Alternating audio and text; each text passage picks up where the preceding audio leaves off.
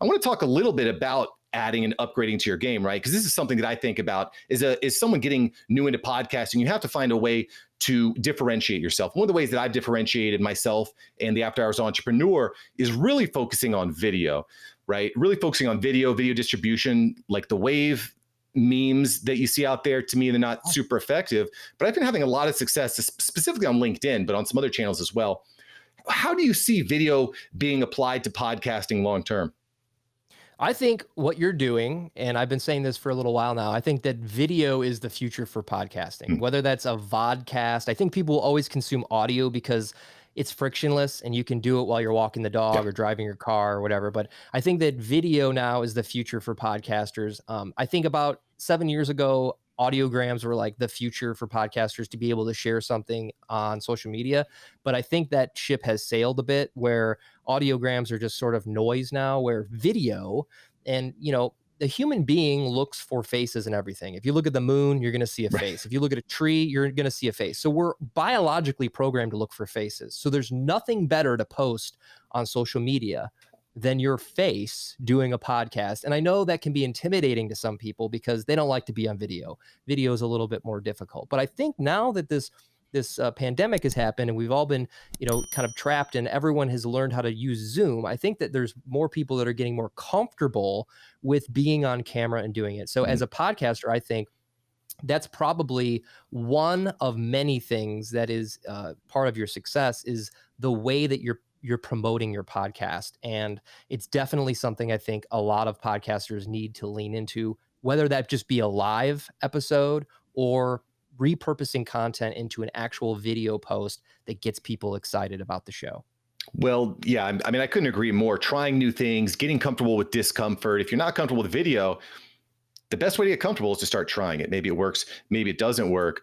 But I mean, the reality is YouTube. So let's take YouTube, for example. A lot of the YouTube content that I consume is just playing in the background. I don't really watch a lot of YouTube. I listen to a lot of YouTube. Why not take your podcast and put it on there? The problem I think that people can run into is they just slap a still image. Tim Ferriss actually does this.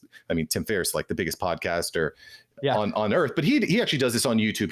He puts in a blank image and then just plays the audio over it, right? And then other people like Joe Rogan are more thoughtful with what they're doing. And this is another thing I think is really interesting. Spotify has actually started implementing video into their platform. It's also interesting that Spotify is now is really starting to creep up on Apple for taking a percentage of listeners. How do you see this playing out? Do you see like a huge app war between Apple and Spotify in the future, Travis?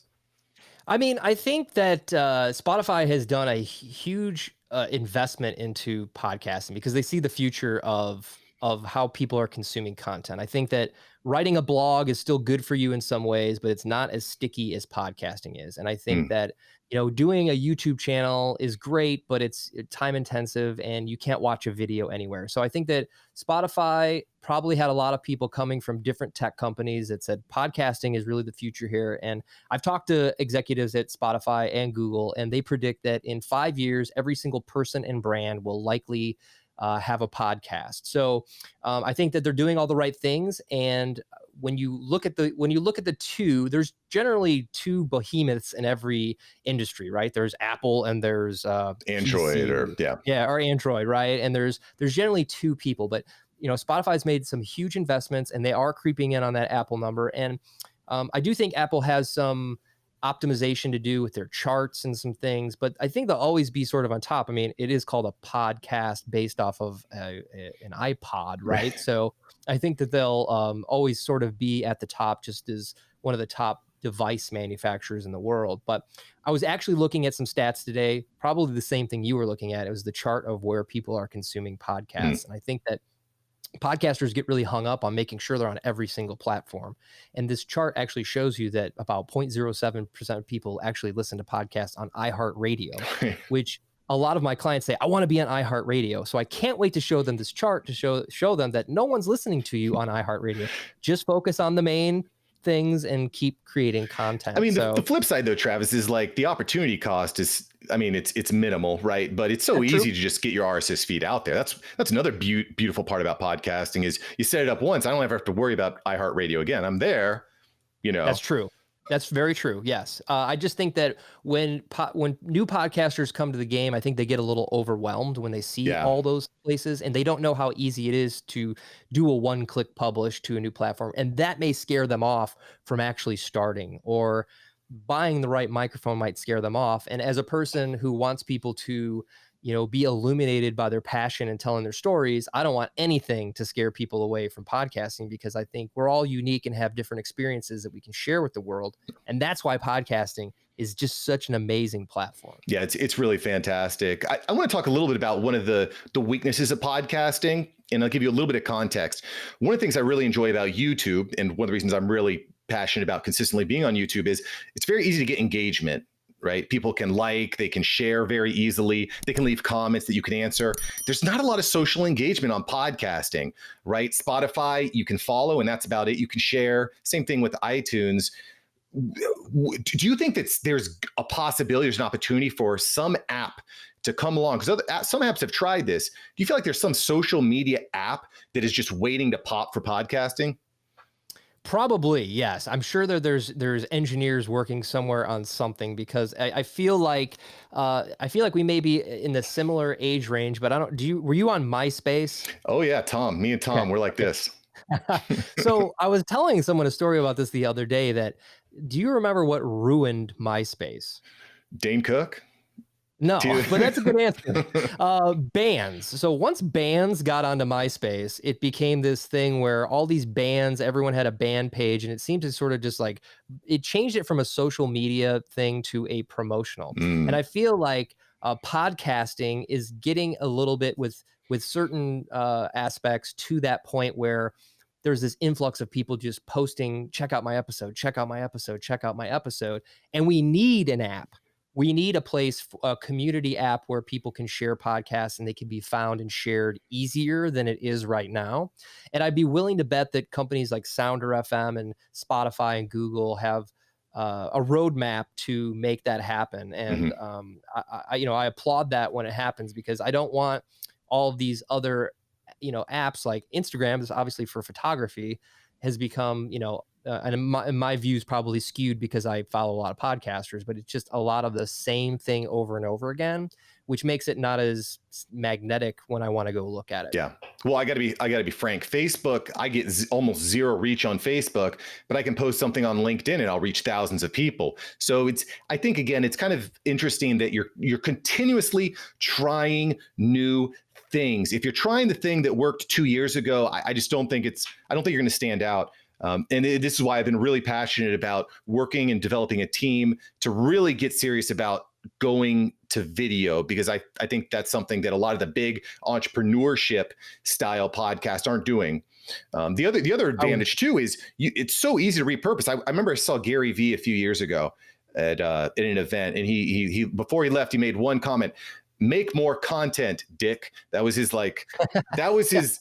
I don't remember much, but I remember that. It really stuck out to me. And then he later on released this deck about how you can really create tons and tons of content. This 30-minute video interview that we're doing right now, Travis and I, we're going to get dozens and dozens and dozens of pieces of content distributed all over the web, all over social media. We're going to share this so you can listen to it on Travis's podcast, Podcast Therapy, or you can listen to it on my show, The After Hours Entrepreneur. He's going to share it. I'm going to share it. We're going to have that to me is where the real money is when you can get a 30-minute video and magnify it times 10. Right. So that slide deck that Gary Vee put out was basically taking one pillar piece of content and turning it into many pieces of content that you put all over, which is brilliant. And I've actually been using you as an example, unbeknownst to you, to other podcasters of Thank you. There's a couple things. First of all, using the pillar content to make mini content, but also, in a previous conversation we had, you've been investing in a team and a system.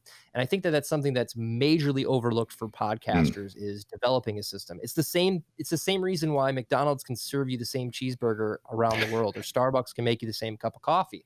They spend time building these systems, and it makes you more efficient, and your team knows exactly what to do with every single piece of the puzzle, which is going to make you have a wider reach, make more content, and be a happier podcaster. So if you're out there and you're watching this or listening to this podcast, you really want to start to think about building a system and then having potentially a team work with you so you're not just on lonely island trying to do everything all yourself.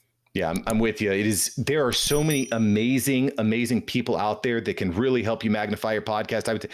We could go on and on about this topic Yeah. because I'm Yes. very passionate about offloading and offsourcing a lot of your busy work so you can focus on what you care about. But my challenge to everyone out there would be, get serious about writing down a list of every step of your process. Keep coming back to it. Keep adding to it.